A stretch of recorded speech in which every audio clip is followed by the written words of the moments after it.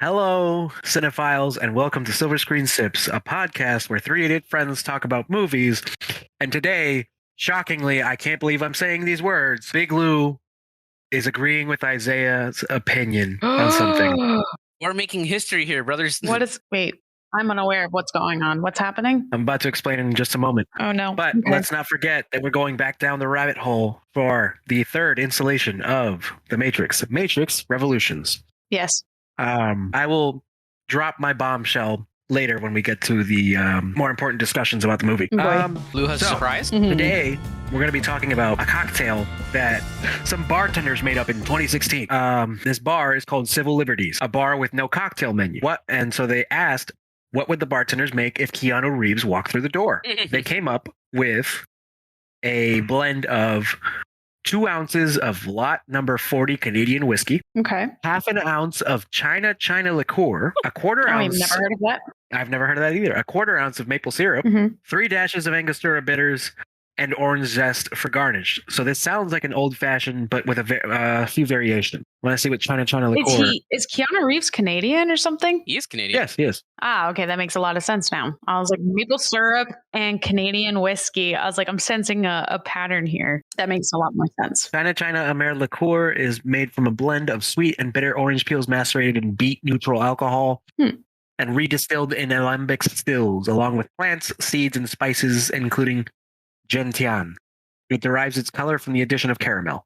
Interesting. Honestly, I would drink it too. I would too. That sounds pretty good. It sounds like a good 4 out of 5 for me. Maybe even a 4.5. That sounds like a solid 4 for me. Looks good. The initial bite, I will change my opinion, but I don't post the recipe. God damn it. All right. Anyway, language? Really? On this podcast? You better fucking believe it. Shut your whore mouth. Shut your whore mouth. Another thing I found today, since it's very hard to find cocktails relating to the movies themselves or even the actors, because this one was actually took a little spin. I found a drinking game you can play with any of the 4 movies. Ooh. The first thing you do, the first list is take a drink when someone makes a phone call. Okay. An agent takes over a person's body. Oh, God. A person goes into or comes out of the Matrix. Oh, boy. And finally, someone defies the laws of physics in the Matrix. Oh, my. Okay, you're dead. You're dead. Wait, there's more. Oh, God. Take a drink when you see bullet time, a slow-mo shot, a computer screen, the green computer symbols of the Matrix. Jeez. Take a drink when someone says Neo, Matrix, Okay. Anderson, Morpheus. Bro. Oh, God. And finally, last but not least, chug your drink when the Oracle shows up. Oh, my God. Whoa. Dude, the last freaking movie, you're going to die. Because, like, what do you call it? There's a whole scene where he says Mr. Anderson like 15 times in, like, this matter of like 5 minutes. You would get immediately fucked. Oh, yeah, you get smashed pretty quick. I say we do it for the last one. Sure. We got to get together for it, though. So, Yeah. All right. Anyway, that concludes today's segment of Big Lou's Big Brews. Woo. Take it away, Bethany. Well, boys, Yes. I got 2 for you. As always. As always. So we have a red pill and a blue pill. Okay. Ow, fucking monkey dicks. God, sorry. Interesting. Oh, that hurt. Fucking monkey Ooh, dick sorry. bird. I just almost dislocated my finger. Oh boy. That hurt. Okay, we're fine. Anyways, back to it. So, the red pill is fucking monkey dicks. No. Anyways, so the red pill is you have to listen to one song for the rest of your life, or the blue pill means you would never be allowed to listen to the same song twice. Blue pill. Blue pill, really? Mhm. You would rather you'd rather only be able to listen to one song one time, and that's it, and then move on to the next one. Yeah. Because I already put my songs on repeat all the fucking time. And it helps me stop being an obsessive person. Okay. Big Blue, big therapy. Yeah. Isaiah? So it's the same song over and over and over again for the rest of my life? Yeah, you can pick the song, but, it's going to get annoying. Yeah. Or you can only listen to one song one time, and then that's it for the rest of your life. Damn. I'm gonna go with the blue pill for the same reasons Lou's. Well, because there's so much music out there. I'm sure I can find some stuff I like, and I'll find like what do you call it? Find one band or one artist, right? And I'll be like, cool, I can listen to their whole albums, all their stuff, and be like, wow, that was great. Okay, now I can move on with my life and then go somewhere else. However, there is one song that I would risk doing that with, and it's either going to be like any Muse song or Zero from Ace Combat Zero, because it is one of the, if you have never heard of it, look it up, because Zero by from Ace Combat Zero. It is a bop. It's got like flamenco clap. I forgot what the things are called, but they like clap. They do the clicking noises. Clappers. But it's that. Oh, like that no. noise. No, not at all. It's no. That's the sound from Ferris Bueller. So I'm picking the song. I'm picking Isaiah's song. Actually, I'm gonna pick the song for you. This is the song you have to listen to on repeat. The Turtles, Happy Together. I would listen to it. On repeat for the rest of your life? Oh yeah, it's a good song. You'd have a short life. Happy Together by the Turtles. About it all the time. Da-da-da-da. Because the lyric got stuck in my head just now of I can't see myself loving nobody but you. Around my life. Beautiful. I mean, I would listen the shit out of that. I would not. I don't think I could take that. See, the thing is if I wanted to do like one song for the rest of my life, I feel like I'd ruin that song. I also would have trouble picking what song I would want. Whereas if I could only listen to one song one time and that was it, and then I'd have to move on, I feel like I would appreciate music more because I would really sit and listen to it. That is true. Fair. I agree. I would do that. However, I cannot deny the awesomeness that is the Ace Combat Zero. Yeah. If I could only listen to a Paramore song one time and that would be it, I would be sad because those songs really hit me. So like, it's a tricky one. I really don't know. I guess listen to one song for the rest of my life. I haven't listened to a word you said. I've been listening to the Combat Zero. I'm just kidding. Oh my God. I think I would have to listen to one song for the rest of my life. And I think that song would be Last Hope by Paramore. Great song. Great lyrics. Hits me hard every time. Isaiah, What? the flamenco noise you're referring to, Yeah. it's their heels. The heels? Wait, Yes. They're like, but like, isn't there like a? There's also like those little like clamshell looking things. Yeah, that's what I was thinking of. No, it's probably their heels. So anyway, second question is He's nuts. good one. Thanks. Red pill. You have to read your mother's teenage diary, or blue pill. You have to read your diary to your mother. But if you don't have a diary, just imagine like what you would write in there. She would be very concerned about anything I wrote in that thing. Yeah. Red pill. Red pill both ways. Yeah. Yeah. Yeah. She'd be like, she would read a lot of things and be like, "Holy crap, what is wrong with?" Not what is wrong with you. More of like, "I'm not a good mother." I'd be in an insane asylum. Yeah, she would be more concerned about like, "Oh my God, I didn't take care of you enough. I'm so sorry." Yeah, that sounds like a mom. Big oof. Mm-hmm. All right. Well, that was an easy answer. Yeah. Okay. Well, those are my two questions for the day. Thank you for taking your pills. Isaiah, it's time It is time. for your facts. Thank you, drumroll. Mhm. All right, guys, we're at the end of the original trilogy, so there's gonna be some finality in some of these, but we got some weird ones. Especially on our last fact. I can't wait for you guys to listen to the last fact because it's so freaking weird and like wonky. But all right, let's go with this. So, the God Machine, aka Deus Ex Machina, which is the robot that Neo encounters at the end of the movie. Spoilers, by the way. No way. Spoilers in this podcast? On the third episode? On the third season? No way. So yeah, the face that gets formed by the like the microbots is now, if anybody looked at it, you'd be like, huh, that looks like a baby. That's because it is. It's based off of the Wachowskis' infant nephew at the time. Okay. Using facial capture. Basically, they basically like put some facial capture cameras on him and then just modeled his face, and so whenever they need him to speak, they would digitally move the mouth and stuff like that, and then put it into as the machine. So that's yeah. So that's why it does look like a baby. Because I looked at it and I was like, that looks like a baby. Like, that is a child. The child is in charge of the machine city. That's weird. I honestly didn't think that, but when you said it, I was like, you know what? It's the cheeks. It was the cheeks. You're onto something. You know, when you say that now, what it makes me think of is when your baby is stolen in Fallout 4. What? Oh. He made him laugh so hard his microphone broke. The baby technically becomes the leader of the institute, but like you go back in time kind of thing. Yeah, this whole thing. Anyway, yeah, I didn't know that the first time. That's a fun fact. Next up. So, if you didn't notice, the Oracle kind of changes in this movie. Yeah, I was confused with that. Now, I do think they did kind of a good way to like they did segue it, so it was very like made sense. It made sense in the movie, but they had to do it on purpose because the original Oracle, who was played by Gloria Foster, she died of diabetes before filming her scenes for Revolution, so she had to be replaced by Mary Alice, which is who we end up seeing in the movie. That makes sense. Yeah, so she I think she was like 56, I believe, when she died.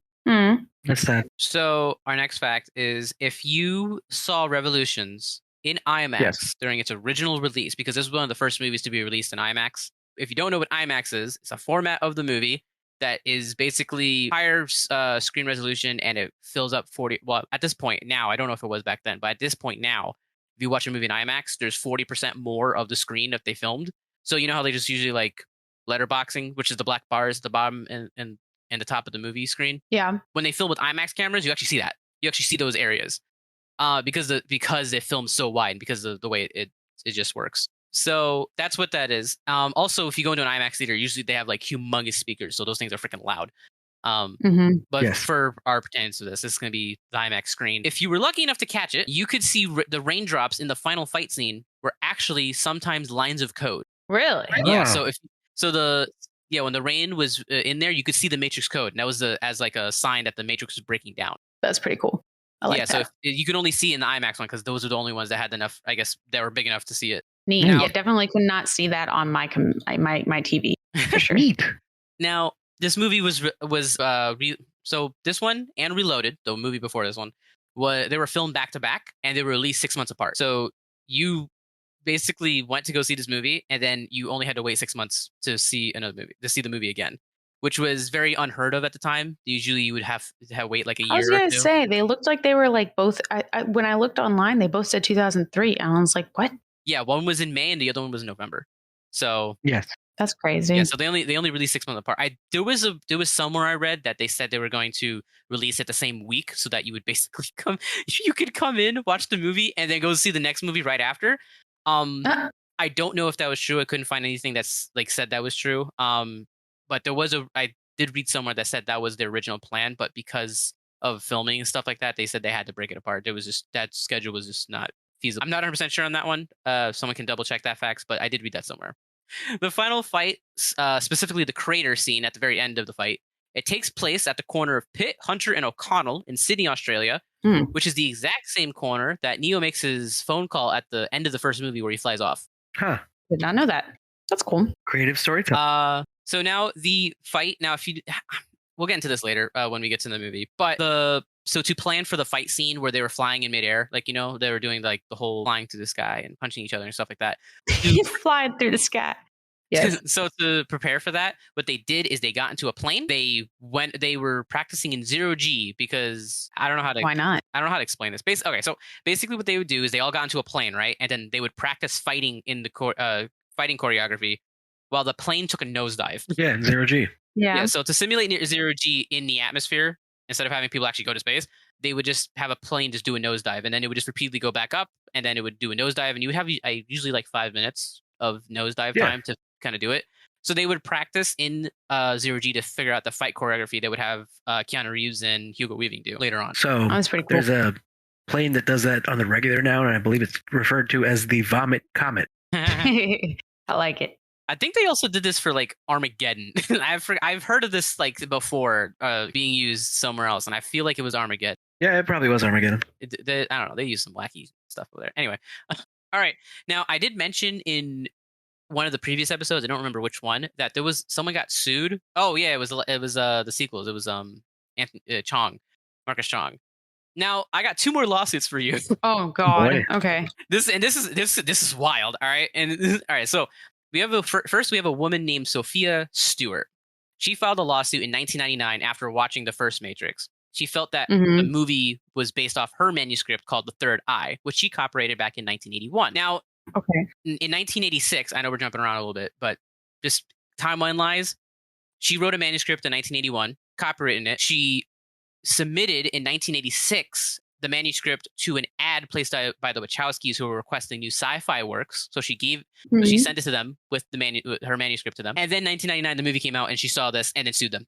Oh my God. All right. Now, this is where it gets a little weird. So she claimed it infringed upon her copyright and sued for $1 billion. $1 billion? What? This is because of she sued for $1 billion because the concept of the first movie meant that the trilogy in all of its entirety is that she was owed money from all the money made from the entire trilogy, and the entire trilogy itself did make I think it made like $2 billion or something crazy like that overall.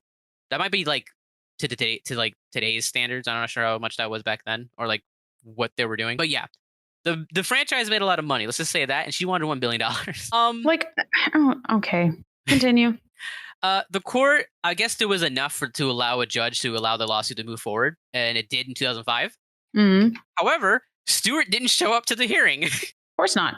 Of course. And then in a 53-page ruling, Judge Margaret Morrow, who was in charge of this, dismissed the case, stating that Stewart and her attorneys had not entered any evidence to bolster its key claims and demonstrated any striking similarity between her work and the accused directors. So she sued them.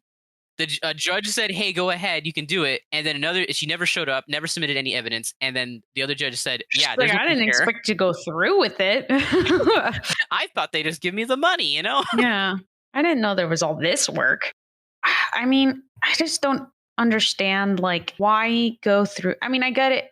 I get if it like legitimately was her idea and she was like, "Hey," but like, why would it take you this long to come out after the third movie? No. So I'm not sure how the lawsuit worked. The timeline's a little weird. But she watched the first movie. She sued. Apparently, all the litigation or whatever happened, it only was allowed to move forward in 2005. So I assume somewhere in those 6 years, there was more of like evidence grabbing, those kind of things, investigations, whatever, to kind of prove the case. And then eventually an official lawsuit went through. I'm sure there was some like things. Yeah, because it's not like, I sue you. Next day we see yourself in court and then we figure it out. It's not usually how it works. So I'm sure there was some years of like trying to figure stuff out. Probably the Wachowskis' legal team was trying to prevent the idea from happening in the first place. Yeah, legal court takes forever. What? No. So now I have a second lawsuit for you, and this one has got to be the most insane thing I've ever seen. All right, because okay. All right. So in 2013, this guy waited until 2013. He filed a lawsuit in 2013 because he hadn't seen the movies up until 2013, so he didn't know. Oh, okay. Mm. So he was just casually like, I want to see the sci-fi movie. I saw it and was like, hey, wait a minute. Hey, wait a minute. So in 2013, Thomas Althouse filed a suit in California federal court alleging that the ideas for the sequels of The Matrix Reloaded and The Matrix Revolutions came from a screenplay he wrote called The Immortals. In a summary judgment for the defendants, Judge R. Gary Klausner stated the basic premise of the Matrix trilogy and the Immortals are so different that it would be unreasonable to find their plots substantially similar. I am now going to read you what Althouse said was the plot that was copyrighted in the Matrix. All right? What is it, like super vague? Oh no, it's super specific and has just listen. Okay.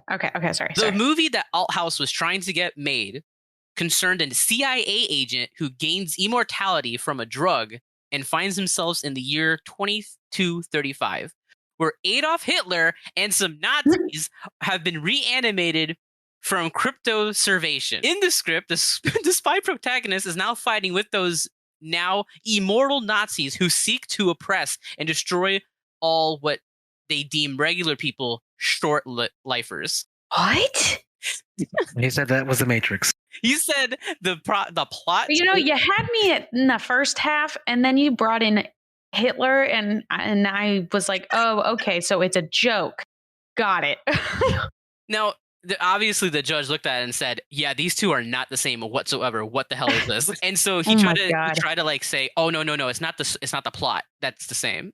He's apparently claimed that both stories have allusions to Christ and therefore are the same and therefore was stolen. There's a lot of movies that are like that. The judge said allusions to Christ date back hundreds of years and is not protected under copyright law.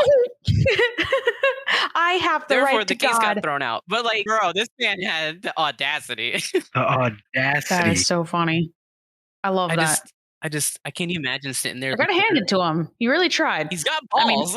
not really. Yeah, he didn't really try. It wasn't even close, but Had me in the first half. exactly. A CIA agent gains immortality from a drug, aka the red pill, I guess, maybe. Like that. That's like literally the only similarity that I can see is the drug part. But it's like, yeah. okay, where did you get literally any of the other shit? Short lifers, Adolf Hitler, Nazis, cryptoconservation, spies. Yep, that sounds right. To be honest, I want to see a movie with this plot. I really do. Don't say that. You want to see Immortal Adolf Hitler? You want to see Adolf? Wow. Wow, shut up. Wow. Get Isaiah canceled, guys, right now. Canceled. Anyways, continue. No, that is my last fact. That is the Oh, yeah. I'm an idiot. So I just thought that was hilarious that this man tried to say that Reloaded and Revolutions were based off that insane plot line. Oh, it's great. I thoroughly enjoyed that one. I am thoroughly impressed with mental gymnastics. I know, right? Like I was reading that he sued, and I was like, and I read what the judge said about the premise not being anywhere near even close, and I was like, okay, I gotta read what this guy tried to write. Like, what is the story? And then I found that, and I was like, this is beautiful.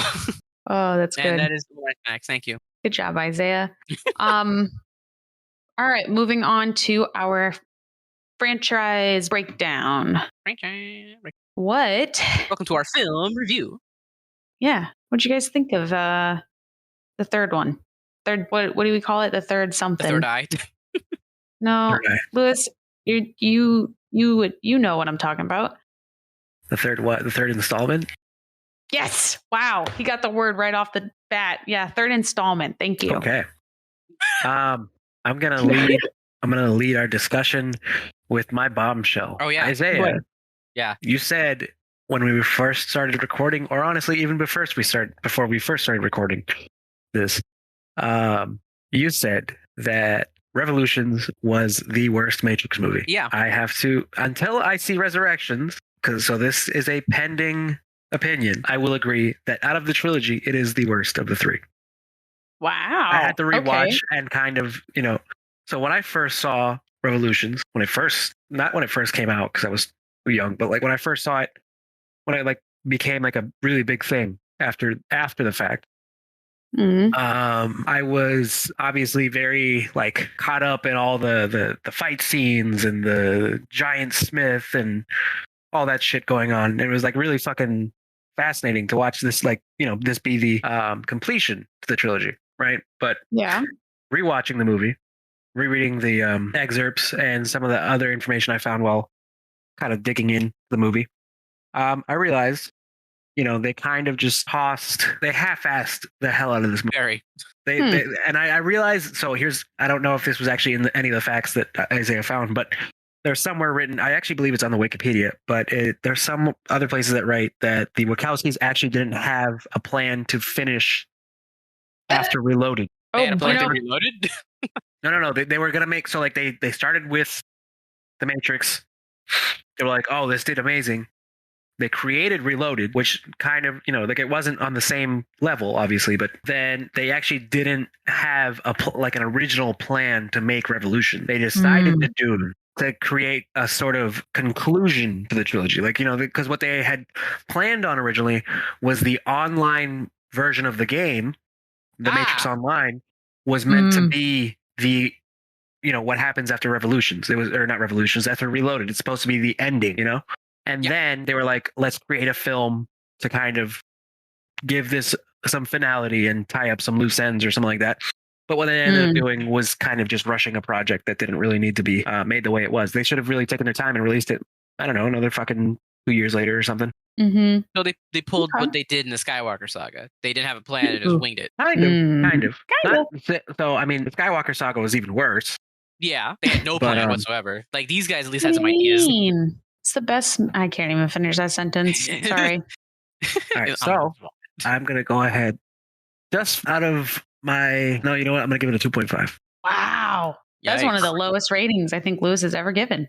I was about to give it a 3 because I love the whole scenario, and I do actually still... It's one of my favorite fight scenes in the entire trilogy. But in reality, after like re-looking at this, it was like, yeah, this is not... They shit the bag on this one, really. Shit the bed. whatever the phrase is. Hit the fan? Shit hit the fan? No. The bed hit the fan. The bed hit the ceiling. Bed hit the shit. Yeah, the bed- That's it.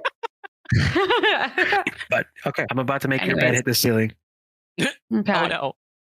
Anyway. Anyway, God. So Anyways. I have to agree. I didn't like this movie. Now, I actually wrote notes. I followed the footsteps of Beth. I watched this last night in preparation because I actually watched the whole trilogy again. Do this, and I'm gonna watch Resurrections probably like next again. Unfortunately. So I wrote a few. I wrote a few notes. Now, my first thing is obviously you can tell they kind of had an idea, sort of, and then they were like, kind of like, all right, well, crap, we got to figure out what we're gonna do, and you can feel it because the first part of the movie, right? It starts off where the last one ended, where Neo's like in this weird coma. And I was like, cool, he can just wake up and the plot can just move along. But instead, they had like this opening half hour of like this weird side quest to find Neo in his little like limbo state on Mobile Avenue. And it's like, cool. And now we have the Merovingian back and his little club and the train man. I'm like, cool. What is the point of any of this? Like, is like, I'm sitting here for a half hour waiting for the plot to move along, but we've been stuck on this little, we got to find Neo, little side quest to hunt for Neo thing for so long. I'm like, yeah, this has got to pick it up. So I thought that was kind of annoying.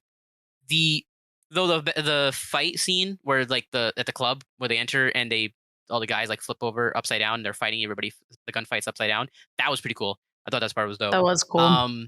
Now Smith, he is just overbearing. Like, my God, he's just, I understand, like, he's everywhere. I know that's kind of the point because he's taking over the freaking Matrix, but like, he is absolutely everywhere, and it's kind of just gets on your nerves at some point because it's like he just gets cartoony. It just really gets cartoony at some points, like especially the part where he takes over like the Oracle and he starts laughing. I just had to laugh, but it wasn't like I wasn't laughing with him. I was laughing at him. Cringe. Yeah, it was just like, what the hell? It was very like, okay. Wow, you are the villain. You are literally giving me the maniacal laugh right now. Yeah. So like this is just getting out of hand. And then especially like I understand like that's kind of the conclusion is like, if we make a deal with the robots that I take care of Smith, they can have the Matrix, we can figure out something. Then, we can do that. And we're like, yeah, cool, I guess. It's just and then they went and did their whole little Superman fight, which I'll get to in a minute. I'm trying to keep it in order. Now they decide, okay, cool, Neo's back, he's awake. They got to go back to Zion. Now, my favorite part of this movie though is Niobe's just flying the freaking hammer around in the underground sewer systems and stuff like that. That's probably my favorite part of the movie. Just that whole like chase sequence, because you just, especially the guy's comment is like, "Holy crap! I didn't know the ship could do that." Like that was I did like that. That part was just so freaking cool. I like those kind of things. However, they didn't keep on cutting back and forth to like the battle at Zion, and I felt like that was like a good solid 30 minutes of the movie. It's just like Neo and Trinity are nowhere to be found. They've been gone for like a good 30 minutes. Haven't seen them. And they've really been focusing on like Zion and the CBUs and the kid, which is, if you don't know, is the guy who reloads all the ammo for... Yes. Yeah. I forget his name. I call him Tiny Tim. I don't know why, but he makes me think of Tiny Tim. His name... Tiny Tim. I like that. His name is the Kid, by the way. And I'll get more... Oh, he doesn't have a name. Oh, it's even better. He does have a name, but his nickname is... I don't know what it is, but his nickname is the Kid. That's what they call him in the Matrix when he does get into the Matrix. Which I'll explain in the next episode when we get into Resurrections, because there's a big gap in between the movies, which is kind of explained sort of, which I'll get to the next episode. So keep listening. But they just kind of forget that Neo and Trinity, the main characters exist for like a solid half hour. And I'm like, cool. And they just focus way too much on the Battle of Zion. Like it just so much. I'm like, cool. Can we get back to the main plot now? This should have been like maybe a scene, maybe two. That's it. It's like, oh my God. And then Jason Locke, I think his name is Commander Locke. Commander Locke. I feel like his name is Commander Locke. He's the guy who's like, I don't believe in Morpheus. I don't believe in miracles. That kind of guy. That guy. He pisses me off because he's just so annoying. Like he's just yelling at people to do things, and like I understand he's a commander and stuff like that. But the point where I was like, wow, this guy is just a jackass, is when the hammer shows up, blows up all the sentinels and stuff like that, and he's and then he gets mad at like Niobe and Morpheus being like, "Yeah, cool, you just handed Zion on a silver platter." I'm like, "Cool, your current plan was just keep on throwing APUs at people, and you were losing the dock. You didn't have a plan. and you're gonna get mad at them for showing up and kind of saving everybody to give you more time. Like, are you serious right now? Doing something? Yeah. And then like 5 minutes prior to that, he was like, they were like, "You already, sir, we lost the dock already. That's our only plan." He goes, "Open the gate." And his whole plan was to get them inside to open the gate so that they can blow the EMP. So he was agreeing to the plan. And then when he showed up, he got mad at them for going ahead with the plan. Like, what the hell? Like, dude, just shut up. I can't stand that guy. Anyway. Yeah, no, I can't stand him either. I was like, if you're going to be a commander, can you not be a jackass at it? Like, cool. Thank you guys. Now let's go figure out how the hell we're going to get out of this. Like, I don't know. Well, yeah, I didn't like him. He's a jackass. There was just too many parts where the plot just kind of lost itself and they focused on something for too long and it just kind of made no sense. I understand it's supposed to be like, oh, this is battle. It's like it's a whole spectacle and stuff like that. I'm like, you can have the spectacle, but like a good chunk of this movie, it's like, I think it's like 2 hours and 9 minutes. It could have been an hour and 45 minutes and tops, and it would have been fine. It could have cut out a lot of stuff and you're probably wouldn't have been as boring, because even in the action scenes I was like, wow, this is getting how much time am I going to listen to this guy scream and shoot at Sentinels? I agree on that one. I thought the same thing. Yeah, so I gave it a 2 out of 5 because it is the worst in the film. I mean, there are some good parts, especially the hammer scene, the plot that goes on, all that stuff, and it does give like a bit of finality, and some, I know a lot of franchises don't do that, so yeah, I like that part. So it's not a terrible movie. It is the worst in the trilogy in my opinion. So 2 out of 5 for Revolutions. Yeah, 2 out of 5 for Revolutions. Because also and the fight, 2.5. Yeah, and then the fight between Smith and Neo was so wonky. Like, I was looking at this and they were like fighting each other like Superman style, and I was like, this is so stupid. Like, sure, it was the Superman one. You said what? You said the Superman one? Yeah, like where Smith and Neo are flying through the air, punching each other and stuff like that. Yeah, I felt like I was watching Man of Steel.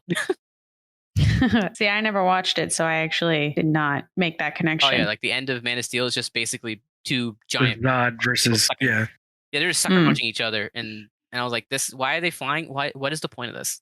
What is happening? Yeah. So, and then but I think the best part of this is that if anybody played the Path of Neo, which by the way I still haven't been able to find an Xbox. Guys, help him out, please. Yeah, please. The Wachowskis end up showing up in the game because they had a lot of overhead in the game. They were like full on, like they had hands-on development. Oh yeah, I forgot about that. There's a point in the game where it reached, like, because the games follow the movies pretty closely, with a lot of extra stuff added to it.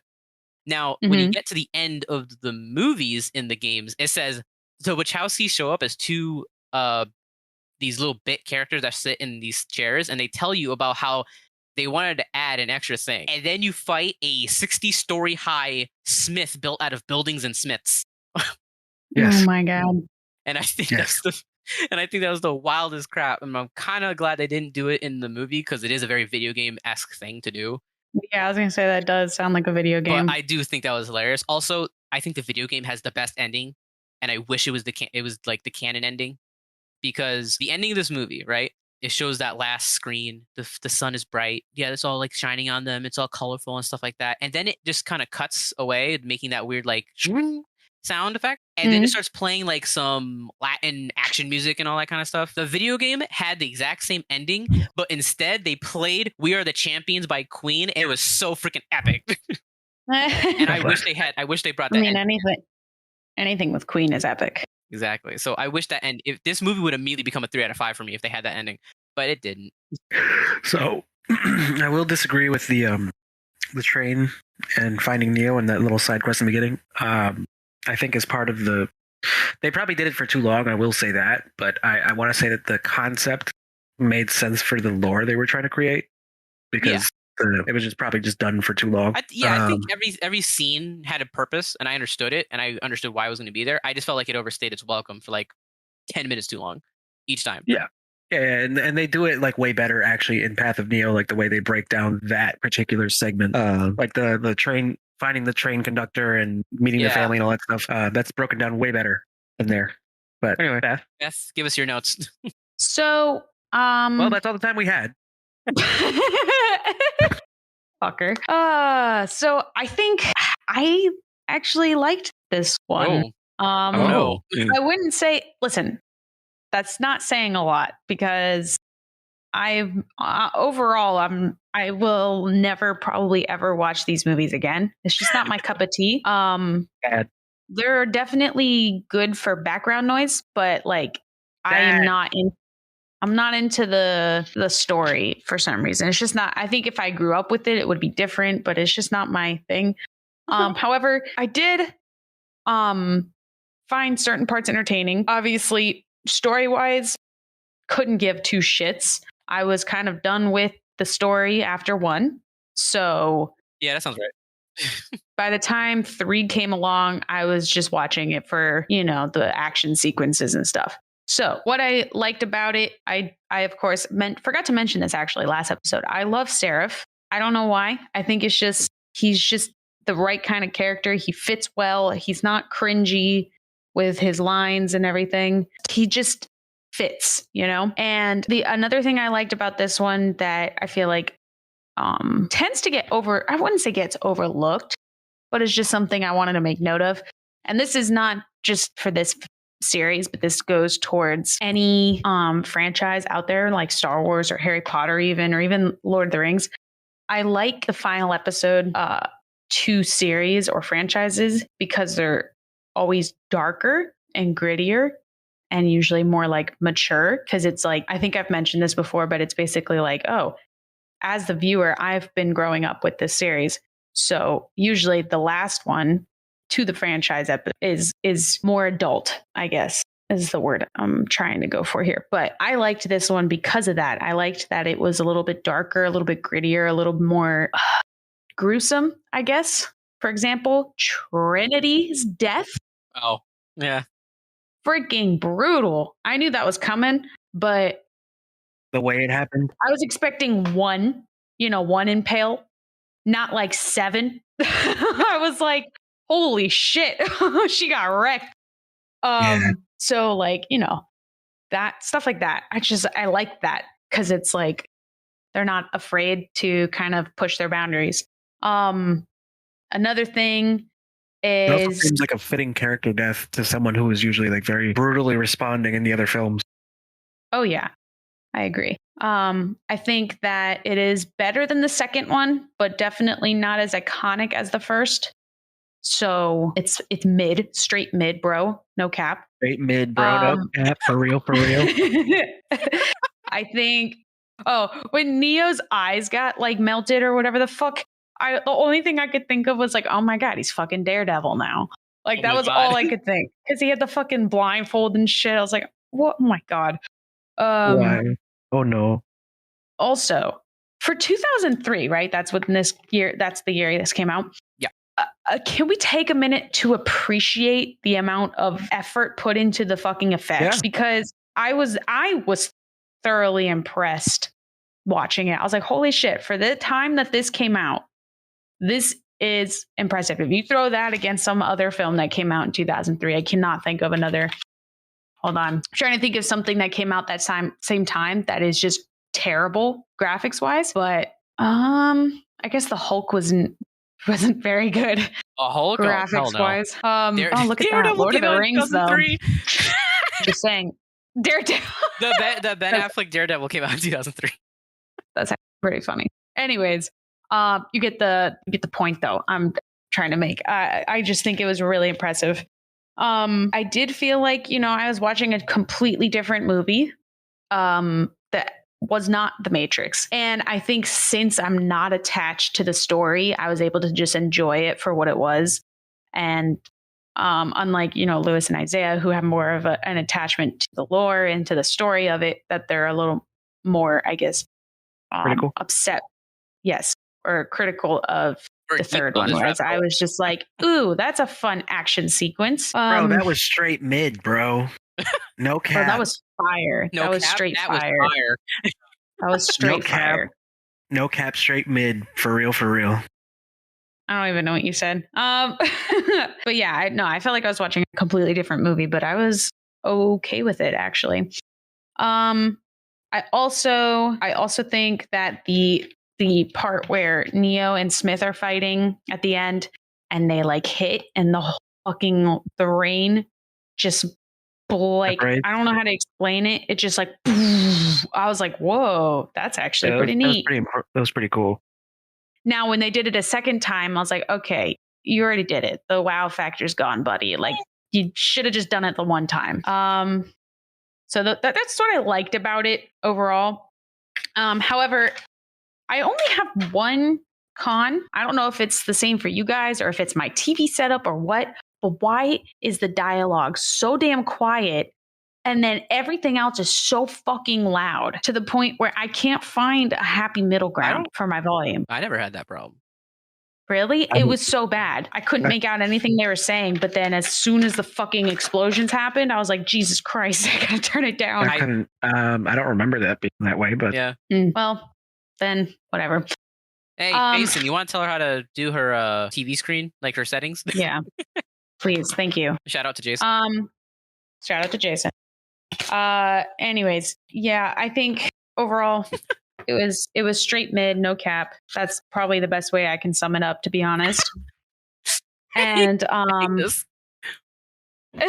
legitimately don't know how else. This is a bro review. Welcome to the Brocast. What's your final rating? I gave it a 3. I gave it a 3, but I kind of want to give it lower than that after hearing your guys's reviews because you guys have better knowledge on the actual story. So I'm going to say 2.5 after you guys. Okay, so but I originally did give it. It's averaging out at 2.25. Yeah. Quick maths. Anyway. So also I'm curious as to what the fuck they're going to do for the next one because I feel like the story is over.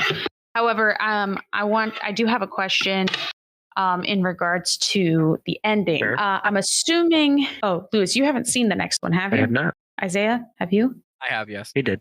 Okay. Then maybe I don't know if Lewis wants this part. I was just going to ask a question. I already read synopsis. Next one. Okay. So it does. Okay. So the old guy, right? The old white architect? dude. The counselor? The architect. Thank you. I couldn't think of his name. The architect. The architect and the oracle. They're like, oh, what are you going to do about the people that are still in the Matrix and want to get out or whatever? And I feel like that's the only unanswered question. So I'm asking if that's what the next movie's about. If I remember right, he does say that they're free to leave as they please.